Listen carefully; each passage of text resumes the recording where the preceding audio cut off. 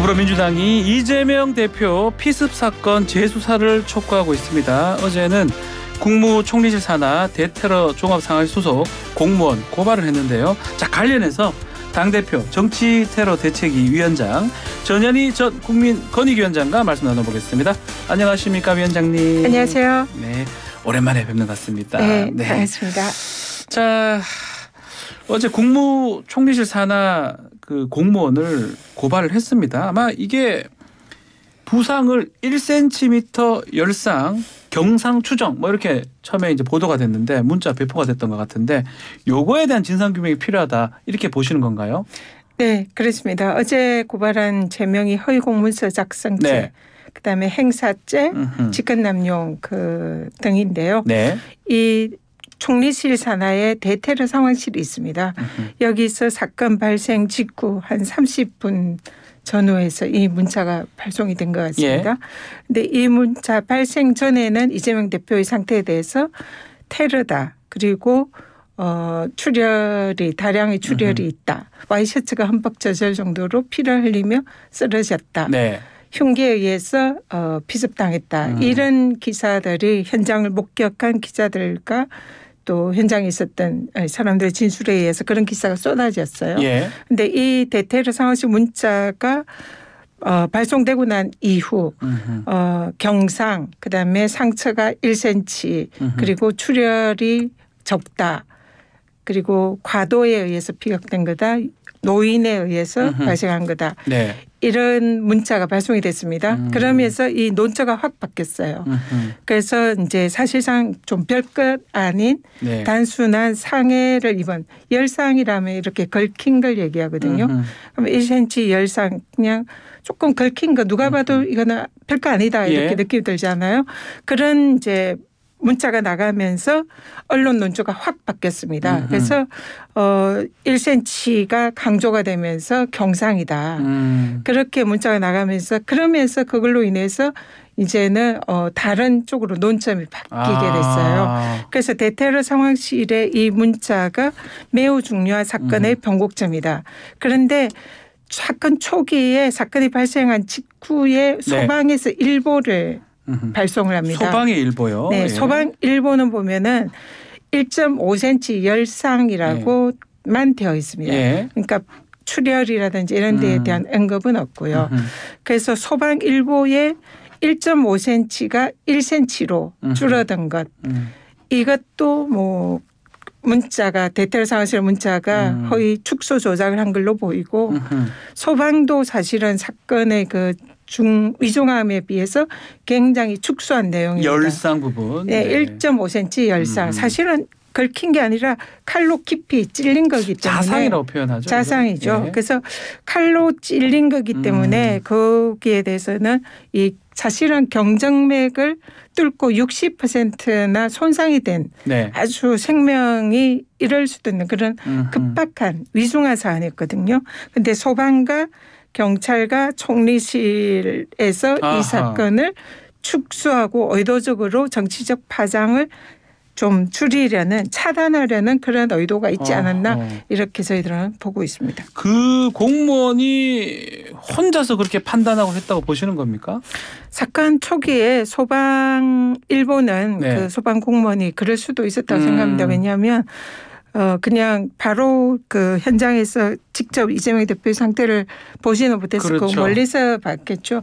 그래서 단순히 이제 찔렸기 때문에 여기에 뭐 찔린 곳은 뭐 1cm나 1.5cm나 보이니까. 네, 그 정도로 추정을 할 수 있고 그렇지만은 사실은 그때 현장에 급박한 상황이라 이 출혈을 누르고 있었잖아요. 우리 옆에 있는 분들이. 그렇기 때문에 또 실제로 와이셔츠나 그 주위에 피가 흥건히 흘렸습니다. 그런데도 이런 상황에 대한 묘사 없이 단순한 1.5cm 열상이라고 소방 공무원이 한 것은 고의나 과실 뭐 둘 중에 하나일 텐데 어쨌든 문제가 있었고요. 그다음에 이게 계속적으로 경찰이나 총리실로 가면은 사건의 실체를 알 수 있었을 텐데도 더 축소를 했거든요. 그래서 여기에는 뭔가 의도가 있다 이렇게 보이는 거죠. 자, 그리고 지금 피습범 실명 얼굴도 공개가 됐습니다. 근데 특히 해외 언론에서 이미 공개가 됐어요. 해외 언론에서 공개를 한 거는 우리 경찰에서도 공개하지 않기로 했는 거를 해외 언론 왜 공개를 한 겁니까? 참 이 우리나라 언론의 예. 이 좀 참 민낯이랄까 그런 좀 안타까운 그런 모습이고요. 예. 사실은 이런 테러범이 공개돼서 박근혜 전 대통령과 그다음에 주한 미국 대사 리프트 대사의 예. 경우에는 사건 발생 초기에 범인의 테러범의 신상이 다 공개가 됐습니다. 네. 국민들이 누가 왜 이런 걸 다 알 수가 있었거든요.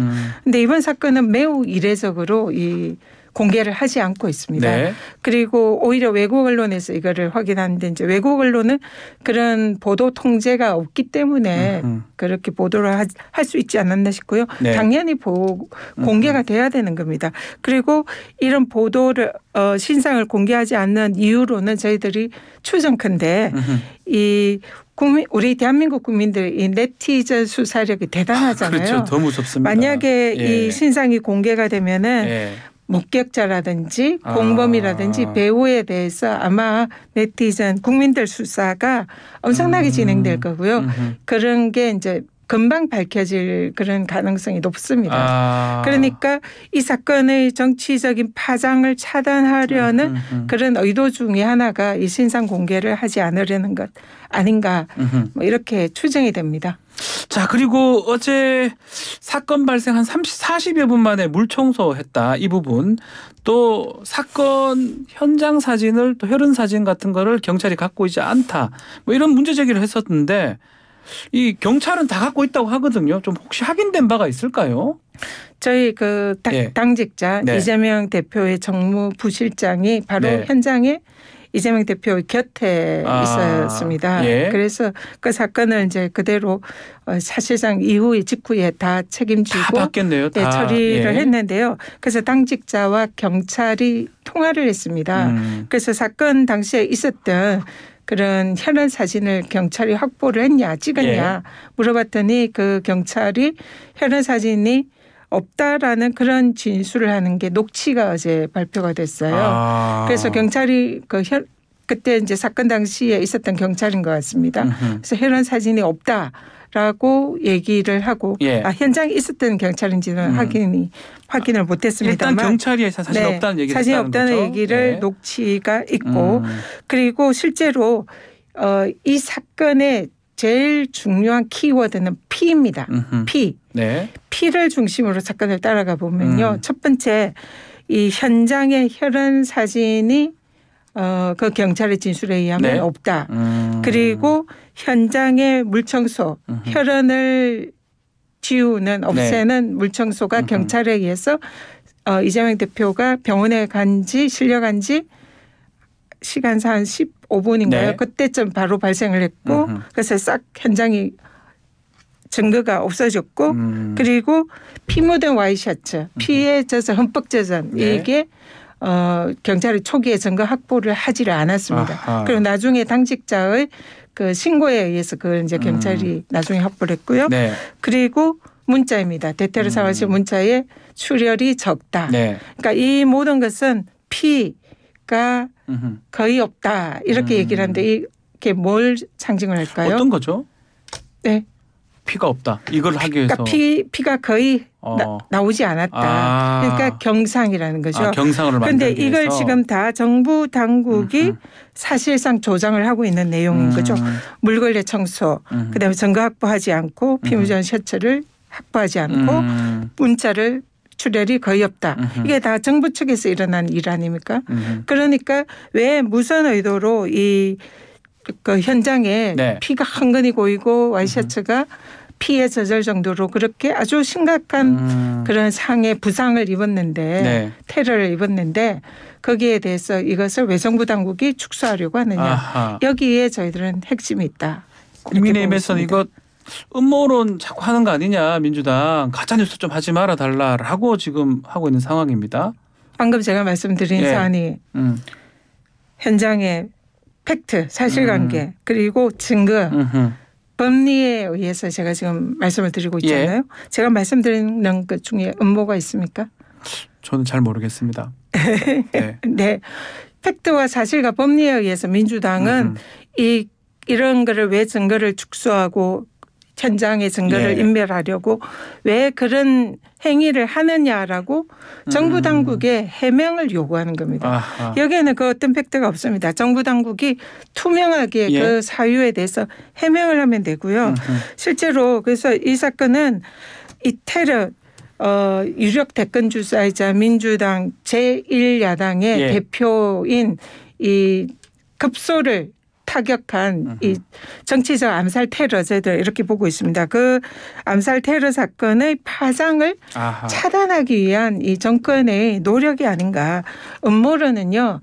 이 사건 그 테러 총리실의 이제 테러 상황실 문자 발송 이후에 예. 이 사건이 아까 제가 이제 그 프레임이 전환이 된다 이러는데요. 언론 보도는 완전히 축소됩니다. 네. 1cm 열상이고 단순 경상이다. 그리고 그런 이제 단순 경상이라는 이런 보도가 줄을 이으니까 여기에 대해서 극우 유튜버들이 젓가락으로 피격당했다. 아니면은 자작극이다. 종이칼 뭐 이런 식으로 네. 이제 그 극우 유튜브들의 그 방송이 주장들이 많이 나오고요. 오히려 이게 음모론 아닌가요? 아하. 음모론은 이런 그 사실과 다른 주장들이 음모론입니다. 그렇기 때문에 네. 오히려 집권 여당 쪽의 그 발언은 이런 음모론을 부추기는 극우 유튜버들의 음모론을 부추기는 그런 주장이 아닌가 이런 생각이 듭니다. 지금 헬기 이송 논란으로 사실은 좀 여론도 좀 그쪽으로 좀 안 좋게 좀 되고 있기 때문에 조금 다른데 좀 전력을 다해야 된다 이런 얘기도 있는 것 같습니다. 그건 어떻게 보십니까? 헬기 이송 논란. 제가 우리 앵커님께 좀 여쭙고 싶은 네. 게 질문하고 싶은 게 야당 제1야당 대표가 백주 대낮에 급소를 경동맥을 사실은 이제 네. 겨냥했다고 보이는데 좀 어긋난 것 같습니다. 그런 계획적인 테러 사건에 생명을 즉사할 수도 있는 그런 위중한 상황에 헬기를 사용한 것이 뭐가 잘못일까요? 그리고 일반 시민이라도 그 정도의 테러를 당하면 당연히 그런 헬기를 사용할 수도 있는 거 아닌가요? 근데 이게 경상이다, 열상이다, 단순한 아주 그 생명의 위협이 없는 그런 별것 아닌 사건으로 치부되니까 예. 이런 쪽으로 논점이 이렇게 전환이 되는 게 아닌가 이런 생각이 들고요. 네. 이 부분에 대해서는 저희들은 정치적인 고려 없이 예. 이 전대미문의 이 생명을 즉사할 수도 있는 제1야당 대표에 대한 엄청난 이 테러 사건에 대해서는 반드시 진상이 규명이 돼야 된다 아하. 생각합니다. 이거를 정치적으로 저희들은 뭐 끌고 갈 의도가 전혀 없고요. 사건의 진상이 명명백백히 규명이 되고 다시는 이런 사건이 발생하지 않는 아하. 재발 방지 대책을 세워야 된다. 그러기 위해서는 진상 규명이 우선이다. 근데 건의기가 이 헬기 이송 특혜에 해당하는지 이 부분을 조사를 하고 있다고 하거든요. 뭐 국민적 관심, 알 권리를 고려한 거라고 하고 있는데 전직 건의위원장 아니겠습니까? 네. 어떻게 보십니까? 제가 그냥 웃음이 나옵니다. 아, 웃음이 나오십니까? 예, 이거는 명백한 정치적 의도고요. 아하. 권익위가 국민의 또 다른 행동 대상으로 전락한 게 아닌가라는 그런 씁쓸한 생각이 듭니다. 왜냐하면 제가 현직 권익위원장으로 있을 때 예. 그때 당시에도 이런 엄청난 정치적 사건들이 권익위에 그 신고가 많이 됐습니다. 그때는 이제 물론 문재인 정부를 겨냥한 것도 있지만 제가 네. 또 윤석열 정권에서도 1년 동안 있었잖아요. 예. 그렇기 때문에 양 정권을 모두 봤는데요. 그때는 제가 권익위원장으로서 어느 정권에 치우치지 않고 권익위법에 따라서 예. 공정하게 하려고 노력을 했고요. 그리고 실제로 권익위의 이런 유사한 신고들이 한 해에 10,000건 이상 가까이 네. 이렇게 접수가 됩니다. 뭐 물론 사건의 경종에 따라서 다르지만 이런 정치적 파장을 가진 사건들도 많이 접수가 예. 되거든요. 그럴 때 권익위 부위원장이 나서가지고 사건이 접수돼서 우리가 조사에 들어간다 이렇게 언론 브리핑을 한 사례는 없습니다. 아. 그래서 이거는 그리고 권익위가 공익신고자 보호기관이기 때문에 그렇죠. 저희들은 신고가 접수돼도 엄밀히 조사하고 그것을 뭐 수사기관이나 혐의가 인정이 되면 당국으로 그렇게 이송을 시키는 거고요. 그런 과정에서 권익위는 이 신고자나 신고 내용에 대해서 언론에 발표를 하지 않습니다. 왜냐하면 신고자를 보호를 해야 되기 때문에요. 그렇죠. 그래서 그런 게 통상의 권익위에 하는 일인데 이 권익위 부위원장이 나서서 브리핑을 하고 사건이 접수됐다는 거는 이 헬기 이송 사건에 관해서 이재명 대표에 대한 또 다른 이 정치적 의미의 2차 가해다 이렇게 보고 있고요. 국가기관이 더구나 정치적 독립기관인 권익위가 이래서는 절대 안 됩니다. 권익위 좀 더 하면요. 김건희 여사 명품백 수수 이거는 조사를 안 합니다. 신고인 조사. 그렇게 얘기하는데 그 부분은 또 전직 권익위원장으로 어떻게 보십니까? 이 사건도 이번에 이재명 대표 헬기 이송 사건 신고에 대한 브리핑 예를 보면 똑같이 김건희 여사 명품백 신고가 접수가 돼서 청탁금지법 조사에 들어간다라고 부위원장이 나서서 브리핑을 해야죠. 그런데 안 하잖아요. 그거는 누가 보더라도 형평성을 잃은 처사이고 권익위의 그런 역할에 맞지 않는 정치적 의도가 누가 봐도 있다 이렇게 볼 수밖에 없어요. 왜냐하면 집권 여당에 유리한 거는 신고가 접수돼도 브리핑하지 않고 이렇게 이제 야당에 불리한 얘기는 바로 브리핑을 하고 이거는 누가 봐도 공정성을 잃었고 그리고 어제 보도를 보니까 이제 마지못해 그런 지적이 있으니까 이미 조사를 하고 있다는 식으로 발표를 했어요. 권익위는 신고가 접수됐다는 걸 밝히지 않고 조사를 하고 있어도 조사를 하고 있다는 걸 발표하지 않고요. 그냥 NCND가 권익위의 기본 원칙입니다. 그리고 경찰이나 검찰에 수사 요청을 해도 권익위는 그거에 대해서 발표를 하지 않는 게 권익위의 그동안 관행이었고 원칙이었습니다. 자, 권익위 얘기 조금만 더 하면요. 지난달 방심위 직원 149명이 신고를 했던 부분 이게 청부 민원 사주 민원 이런 내용인데 이건 아직 조사 움직임이 없는 것 같기도 하고 이건 어떻게 보고 계십니까? 방심위원장 그 사안인 거죠. 이게 유일인 방심위원장이요. 방심위원장이 그 자신들의 친인척 주위 사람들을 통해서 민원을 내게 해가지고 그걸 토대로 이 이제 언론사들에게 뭔가 이제 조치를 했다는 거잖아요. 그는 그 권익위가 주관하는 이해충돌방지법 위반 소지가 매우 높습니다. 제가 보기에는 거의 이해충돌이라고 볼 수가 있는데요. 그러면은 그걸 신고가 들어가면 권익위가 이해충돌방지법 주무부처니까 조사를 해야 됩니다. 그리고 이 정부의 권익위가 지금 하고 있는 그런 통상의 잣대 이 정권에게 유리한 것은 진실을 규명하지 않고 야권에게 유리한 것은 덮고 불리한 것은 부각시키고 지금 그런 역할을 해오고 있잖아요. 사실 이것도 그동안 오늘 뭐 이재명 대표에 대한 잣대도 그렇고 김건희 여사에 대한 잣대도 그러면 사실은 즉각적으로 이 부분에 대해서 이해충돌이다라고 조사를 하고 발표를 해야죠. 되는데 그 부분도 이해하기 어렵다. 그렇게 하지 않는 것도 이거는 정치적이다. 알겠습니다. 좀 당내 상황도 한번 질문을 좀 드려보겠습니다. 이재명 대표의 당무에 복귀를 했는데 어제 보니까 총선 목표를 151석 이렇게 얘기를 하던데요. 이 목표치 위원장님 보시기엔 어떻습니까? 151석이라고 이렇게 딱 숫자를 이렇게 하는 거는 희망사항입니다. 그냥 과반을 넘었으면 넘어야 좋겠다. 되겠다. 이런 거군요.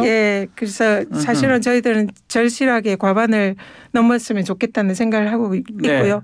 최소한의 마지노선이라 생각합니다. 저희들이 총선에서 저희들이 기대하는 이 과반을 넘어야 지금 이 폭주하는 윤석열 정권에 대한 심판을 할 수 있는 최소한의 의석이고요.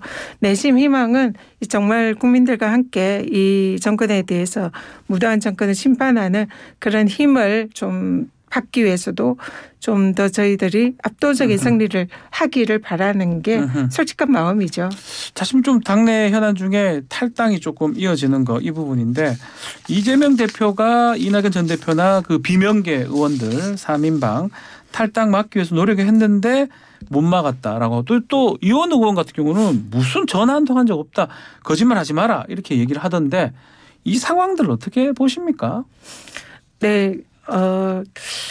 단지 전화 한 통 없었다. 이걸로 그 대표가 아무런 노력을 안 했다. 그건 아닌 것 같아요. 예. 왜냐하면 이 당시 이제 체포동의안 가결 그 파동이 있을 때에 그 당원들이나 이런 지지자들로부터 징계 요구, 해당자들 징계 예. 요구와 또 그 진상을 규명해서 그런 다 가결파들을 뭐 이렇게 징계하라는 이런 요구가 빗발쳤는데 그렇죠. 거기에 대해서도 대표가 거기에 대해서 이제 뭐 책임을 묻지 않겠다. 그리고 포용하는 모습을 보였고요. 네. 그 이후에도 이런 이제 여성 지지자들의 이 가결파 의원들을 비난하는 그런 것을 잠재우기 위한 노력을 많이 했던 걸로 네. 생각하고요.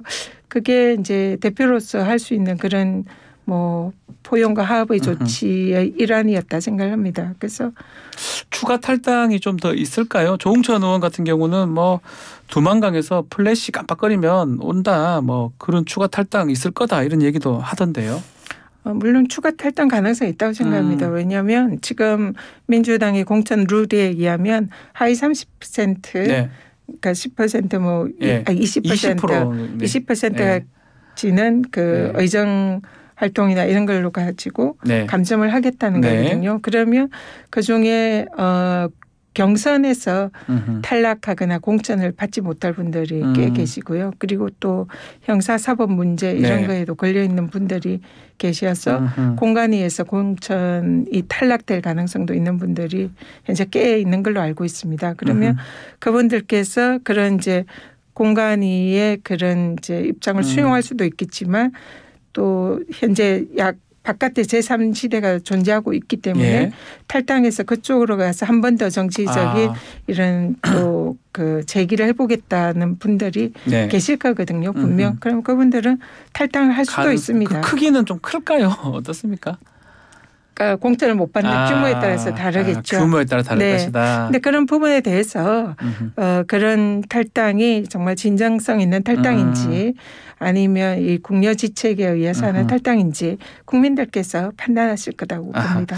자, 그리고 어제 진보당의 강성희 의원 대통령실 경호원들에 의해서 끌려다가는 모습 이게 지금 크게 논란이 됐었거든요. 대통령과 악수를 한 다음에 결국은 이 경호상으로 좀 필요하다 뭐 이래서 이제 밖으로 끌려간 것 같은데 어떻게 보셨습니까? 적절한 퇴장 조치였습니까? 전혀 아니죠. 이거는 대통령께서 국민들의 쓴소리를 싫어하시잖아요. 예. 그런 것을 상징적으로 보여주는 모습이다 이렇게 생각합니다. 그 강성희 의원이 이제 악수를 하면서 국정 기조를 좀 전환하라는 그런 취지로 이제 일종의 쓴소리를 하셨잖아요. 그리고는 그날 이제 영상을 보니까 그리고 지나쳤습니다. 지나치고 갔다가 다시 이제 대통령께서 뒤돌아서 다시 이제 중앙으로 가는 도중에 강성희 의원이 이제 그렇게 소리를 치니까 입을 막고 가는 거예요. 근데 경호실이 얘기한 악수를 하는데 끌어당겼기 때문에 그렇게 이제 끌어냈다라고 하는데 그거는 현장 사실관계랑은 맞지 않는 것 같고요. 그냥 돌아가서 이제 오는데 이거는 이제 목소리 그 강성희 의원이 하는 말을 차단하는 걸로 보입니다. 그래서 입을 틀어막고 입을 막은 거 그리고는 이제 끌어내는데요. 이거는 국민의 목소리거든요. 국회의원이 하는 것은 그러니까 국민의 목소리를 듣지 않으려는 그런 대통령의 그 평상시의 모습에 이 경호실이 이 일종의 심기 경호를 했다 이렇게 보입니다. 좀 국민의힘이나 이런 데 보면 좀 무례한 거 아니냐. 꼭 거기에 가서 그런 소리 해야 되냐 이런 얘기도 하긴 하더라고요. 뭐 그 부분에 대해서는 제가 뭐 판단을 하기는 어렵고요. 근데 이 사실 국회의원들조차 대통령과 소통이 어렵다는 거거든요.